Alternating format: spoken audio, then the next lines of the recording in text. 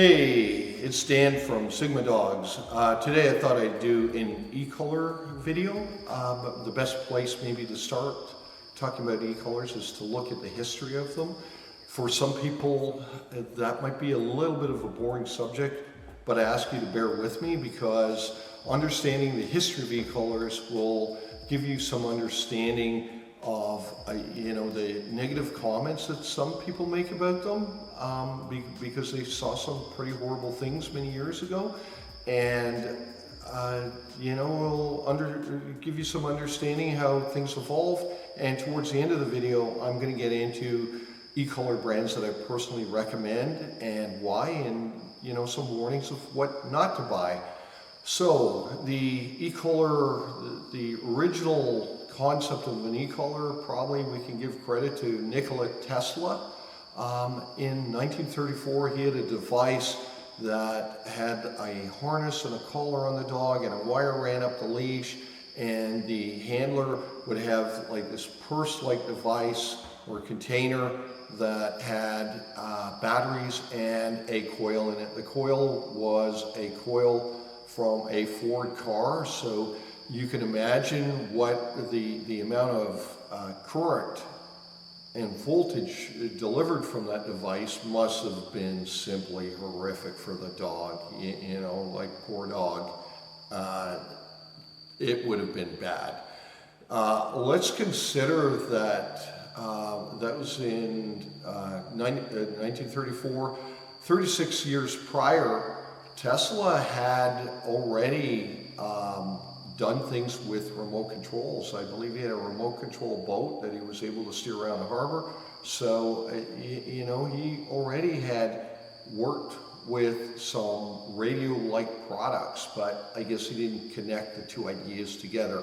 So roll forward in history, we go into the 1950s. There was a gentleman with the last name of Lee who was I believe a mountain lion tracker / hunter.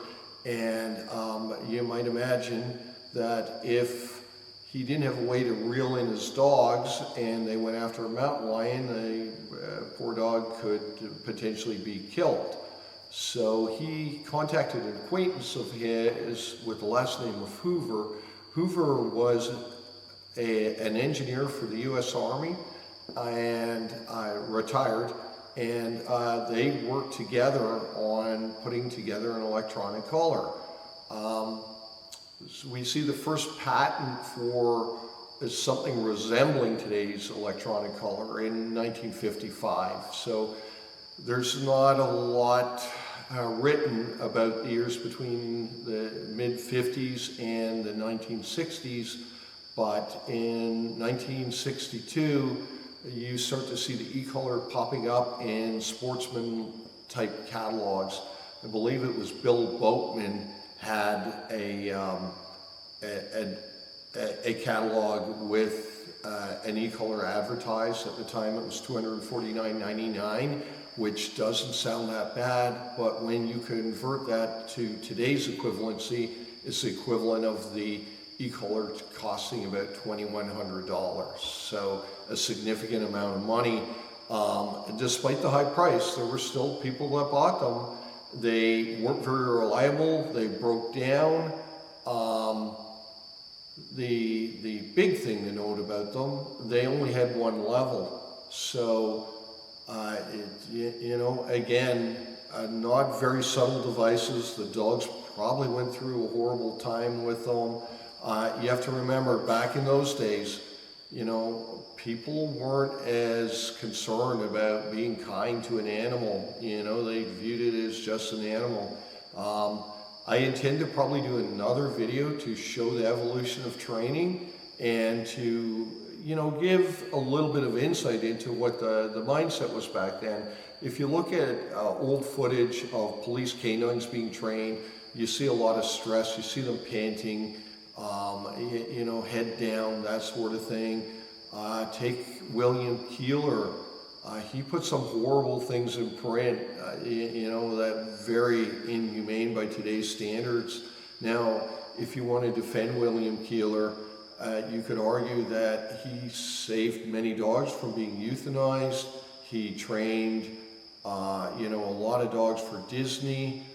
He had 10,000 students that titled dogs, and you know, I think that needs to also be recognized. But wow, again, in a future video, I'm going to detail some of the things that he said and did.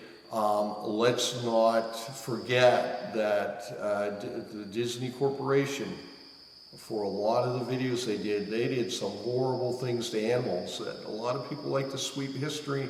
You know, people love to cherry pick their history and sweep the things that bother them under the rug and sort of, let's not talk about it, let's forget about it. Anyways, I'm not going to get into that too much more right now. Roll forward into the 1970s. The 1970s, you now have a eCollar where you can plug a resistor in the back, and that gives us the ability to tone down the collar a little bit. So again, you can't modify it on the fly, but say the top level was a level 1000, potentially you could put a resistor in the back and make it a level 100 or a level 50. So if you had a soft dog, you're able to you know, modify the collar. Also consider that a safety feature is now being put into these collars, where if there's a problem, the collar will shut off after 10 seconds. That's a feature that's very commonly available in most of today's collars, and you know, I'm very grateful that we have this safety feature. So anyways, you can start to see that people are starting to care a little bit more about animals. And again, in the 60s, it wasn't just a matter of not caring. They really didn't have the technology or knowledge to be able to create products that had more safety built into them. In the 1980s, you start to see collars that now have tones to them. So typically there were two tones. There was a very low frequency buzzer type tone, and then there was a higher pitched tone. So with that, again, the assumption is people are now trying to communicate with their dog before giving a high stimulation every time.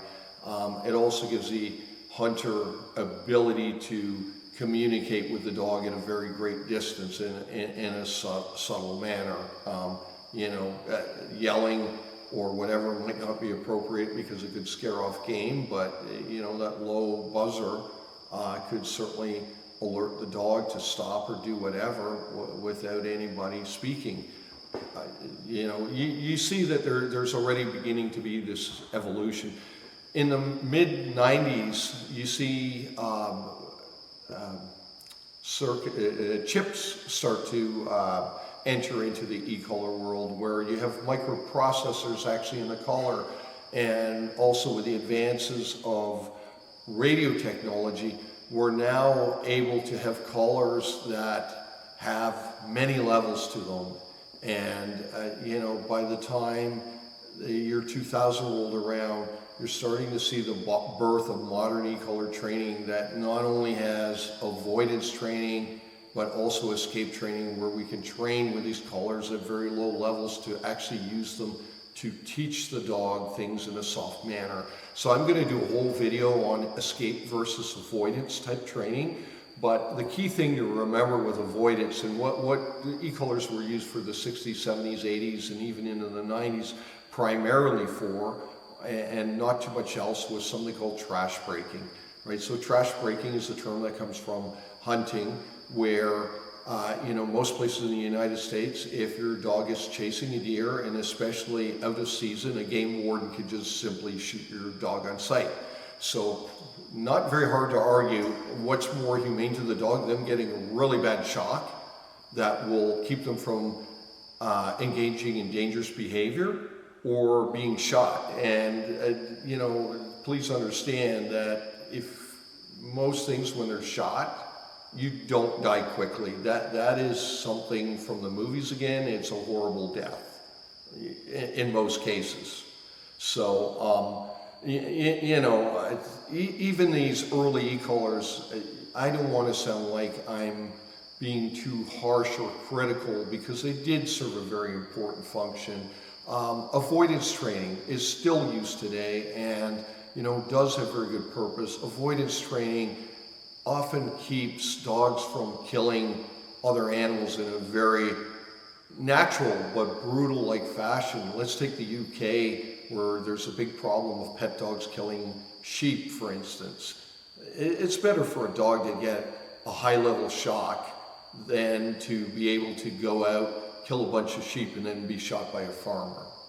You know, these eColars today, and even back then, they didn't have enough voltage to cause any physical damage.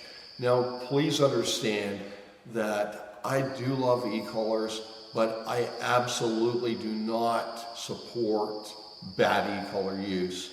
I don't support people running out and buying an eCollar and doing it themselves where they haven't done the research, and now they're doing terrible things to their dog. That brings me to the next subject. There's only a handful of brands that you should ever put on your dog. Please don't run out and buy a cheap eCollar that's $30 or $50. You know, a lot of these cheap collars haven't been tested. They're probably not going to be very consistent. When I first got into eColars, mid-2000s, I didn't immediately know about companies like Dogtra, which I'm going to get to in a second, but that was my first real eCollar. With the cheap ones, and I did test this, the consistency was horrible with them, right? So you hit it one time, and you know, it's a certain level of stimulation. You hit a bunch more times and you can't feel it, you dial it up, and then you're at an appropriate level again. Now you don't hit the button for 2 minutes, you tap the button again, you're jumping out of your skin. The consistency is really bad. The people creating these collars, the cheap ones, they're not using it on their own dogs. You know, they come from foreign places where people might not even own a dog. The big companies that are making these, often those people are using their products on their own dogs, and you know, they've been involved with dog training for many years. So there's this passion that goes into the handful of brands that I'm going to mention. Okay, so the first brand that I'm going to mention that for most people is going to be the best bang for the buck, in all disclosure, I am a reseller for them. That is eColor Technologies, right? So with eColor Technologies, you get a reliable product. It's reasonably durable. It has lots of features, and at that price point, it's pretty hard to beat it. Are their colors perfect? Definitely not, but I don't think there is a perfect color on the market. They continuously try to innovate. Greg Van Kuren, the owner of eColor Technologies, has on 3 different occasions listened to things that I had to say, and there was probably lots of other people that told him too, but he modified the product. That speaks volumes to me when the manufacturer of any company is actually listening to the consumer, and when those suggestions involve safety and you know, for the animal, and that's being given a great deal of concern, you know, that really speaks volumes to me. There's been things, marketing statements, eColor Technologies has made in the past that I don't necessarily agree with, but yeah, overall, I like them. And if you have a problem, their customer service is excellent. You know, regardless, if you can compare them to almost any industry, and you don't get that high level of support that you're going to get out of them. So again, do I think their colors are perfect? No. Do I like everything they have to say? Definitely not. I don't like some of the marketing they engage in, but it's a good product with excellent support, and they're striving to constantly improve it. The next brand that I'm going to mention is the brand that I started out on, and that's Dogtra. They also make a very good product. I don't have anything bad to say about them. They have various models. As a matter of fact, up until recently, they had a collar, a model that was probably my favorite. And it was my favorite because it was super simple. Dogtra, in their infinite wisdom, though, no longer makes that particular model because the market is sort of demanding features. But again, the color that I really liked from Dogtra that had very few features was the Dogtra Combo. And I think that particular model needs to be given an entire video on its own, because I would like to try to sway other eColor manufacturers into considering design and you know what worked really well with some of these very simple collars. Yeah, there's a small part of me that likes features, but when it comes to training dogs, I really hate that sometimes the Xbox crowd gets attracted, where they think dog training is, you know, the eColor is going to be a magic wand, and it's all about pushing buttons. Anybody that trains with me knows that they better be able to work a clicker before an eColor goes in their hands. I do lots of positive reinforcement training before we ever put an eColor on the dog. You know, there are a few exceptions to that rule, where if the dog's engaging in really dangerous behaviors, that I might shortcut that and go to an eColor very early. But anyways, Dogtra, again, good product, slightly more expensive for what you get, different, and again, I'll probably do some comparisons in the future, but definitely a thumbs up for Dogtra also. The next brand of collar would be Tritronics, which was bought out by Garmin. So they were the original big company that made eCollars back in the day. The big thing with a lot of their collars in the early days anyways, they featured very few levels, like even into the mid 2000s, you know, even up to 2005, they didn't have a lot of models that had many levels to them. So if we're doing an escape type training, especially with a soft or sensitive dog, some of their models weren't appropriate, or a lot of their models weren't appropriate, but the hunting community absolutely loved them. They had a very loyal following with the hunting community. A lot of the hunters had dogs that, again, they were bred for field trial work. They were a little bit tougher than the average person's pet. And the style of training they engage in, they don't want to nag the dog with a collar. They want to make a very clear impression. No, you don't do this, and this is what you do.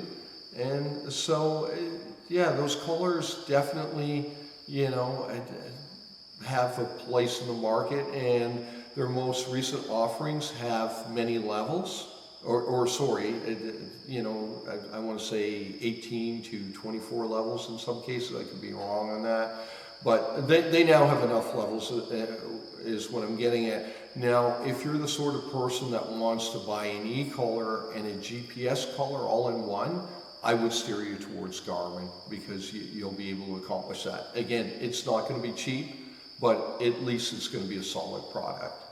Again, I don't have any problems with the reliability with Garmin / Tritronics.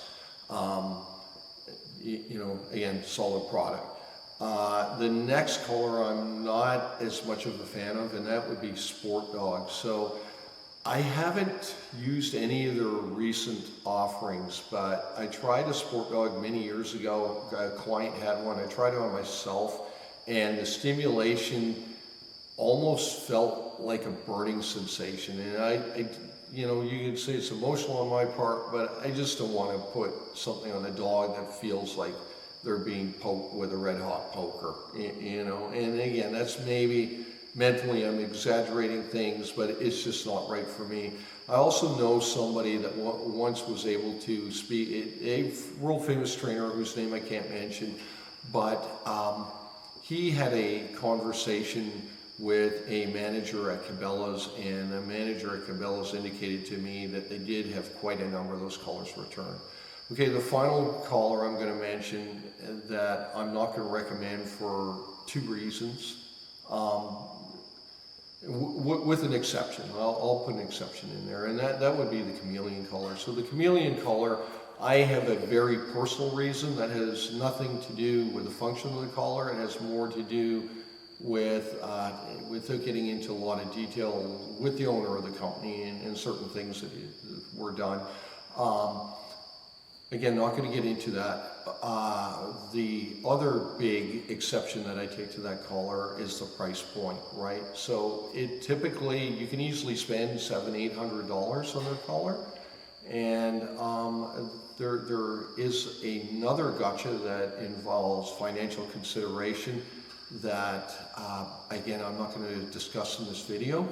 Now, having said all that, if you're a client of mine and you show up with a chameleon collar, can you train with it on my property? Definitely. It's a solid collar, you know, and I hope so. At $700 to $800, I hope it's a, you know, reasonably sound product.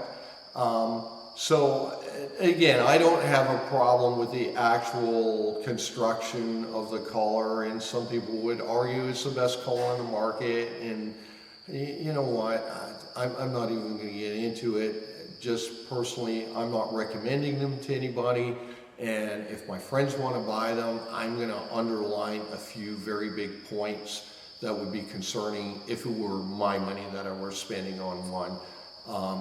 Again, I always try to give friends and clients the very best advice that I can. Well, I guess that concludes this video. Congratulations to those who were able to sit through the entire thing. I realize it dragged out and is extremely long. Originally, these videos were supposed to be 5 to 10 minutes, but once I got into it, I decided that the subjects that I discussed all should be put together in one video. I just wanted to put those subjects together and then get over it, move on to the next thing. So the next video will probably be the difference between escape training and avoidance training, and basically how we train those things and what's going on with the psychology of the dog, etc. You know, what's their perspective of the whole thing, to the best of our abilities of understanding. The one after that, I want to get into dispelling the myths that the pure positive community puts out. Again, they're engaging in dirty politics to try to get these tools banned. At the same time, I want to underline how the balance trainer community, and I will put that in air quotes, balance trainers, because some people aren't very balanced at all, engage in their own form of politics and come up with some ridiculous marketing statements. I'd like to go through some of those statements, underline how they're simply not true, and some of these people have very deep concerns as to whether or not they even know how a dog works. Yeah, so if you like the video, hit subscribe. Maybe if you're feeling really generous, hit a thumbs up. If you think it's the worst waste of time you've ever engaged in, feel free to hit thumbs down. I do appreciate your honesty. Hopefully I'll see you in the next video. Thanks for sticking through it. Have a great day.